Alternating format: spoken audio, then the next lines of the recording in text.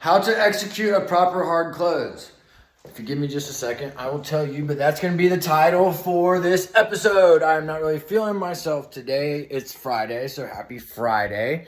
But I've got some bad news. My house that I was supposed to be closing on the 15th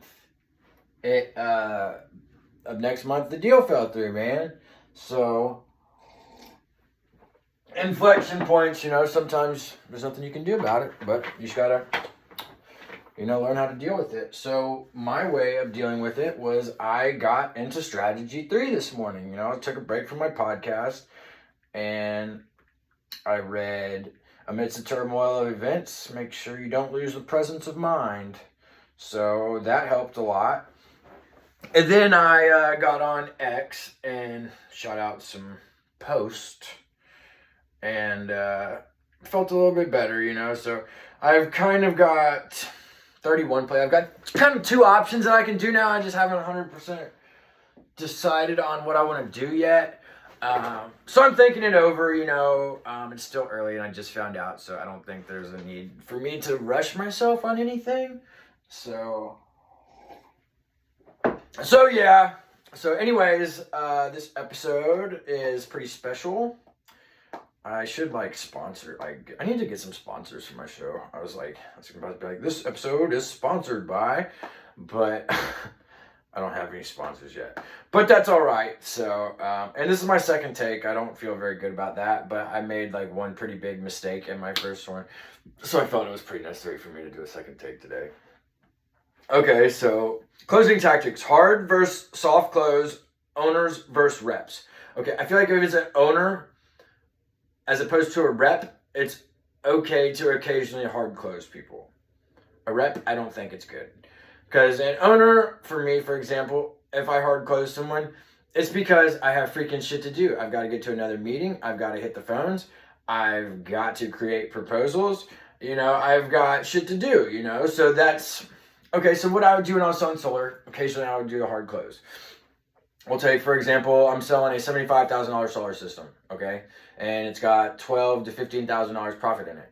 Okay, so I'm selling a solar loan for 30-year solar loan where there's no down payment, so it costs them nothing out of pocket. So I come in and I say, okay, if you sign today and we can get this credit approved, if we can run this credit check and get the credit approved, upon completion of the project, I will write you a check to cover your first payment on the solar system. And that just offers a proper incentive for them to move forward. And it's a hard close technique and you can use it in other industries. But, if you're about to make 12 grand, what's 11.6 if you can keep it moving and go hit the phones. So that's kind of my take on that. So yeah, so I think it's if you have to hard close someone, there needs to be you've got to have a good reason to do it. And if they for some reason they don't sign that day, you don't get executed contracts, then you take that off the table. We can still do the project, but I'm not doing that. Because it shows that you're a man of your word. So yeah, that's my take on a hard close. If you're gonna hard close someone, I feel like you need to do something positive for that person, because being that's my opinion. So yeah, next question. What would you change about your business journey if you could go back? Okay, if I could change about my business journey, if I could go back in time. Founders Fund, I would like to invest. Okay, so if I could go back in time, I feel like any sensible person would do the same thing. You'd go back to 2008 and you would dump every penny that you could freaking get your hands on into Bitcoin. And then today you would be hanging out as an extremely wealthy billionaire. That's what I think any halfway talented person would have the same answer. You know what I mean? And if you didn't have it before now, you got it now. So 1% better every day. Okay, so what next? How have you grown personally from being an entrepreneur? Personally, I've had so many failed business ventures that it's got me to the point where I have zero fucks. You know, I just absolutely do not give a fuck what other people think about me. And I think that's a pretty good place to be, if we're being completely honest. Other than that, it's helped me identify who I am and what goals that I have for myself and what I want in my life. You know what I mean? It's kind of a vague question, but I mean, being entrepreneur, I guess, kind of forms who you are, you know.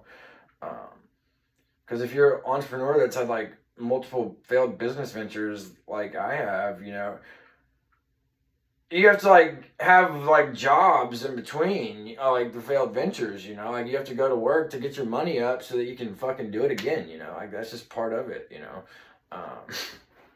And it's like, and it's learning not to get into a fucking comfort zone. Like everyone has fucking, like, I feel like that's like the worst habit humans as people, like people have, is like being in such a comfort zone, you know. I think like that is like one quality or trait that is like so important for like extremely highly successful people, is to not have a comfort zone. So yeah, that's my take on the matter. So next question. What do you look for when outsourcing or hiring? Okay.